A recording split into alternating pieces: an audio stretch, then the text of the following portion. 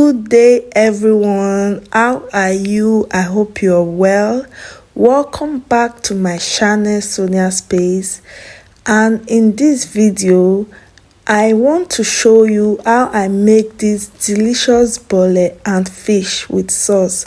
So I hope you enjoy watching this video as much as I enjoyed making it. So happy viewing. For this recipe, these are the items that I need, and that is salt, white pepper, seasoning, suya pepper, black pepper, garlic powder, and of course my fresh fish, that is mackerel fish, scotch bonnet pepper, bell peppers, as well as white onions, and of course my plantains. So these are the items that I need to make this delicious recipe. So I'm going to start by making the sauce, and to begin I'm going to be blending my peppers and onions, and I need it to be roughly blended. So keep watching.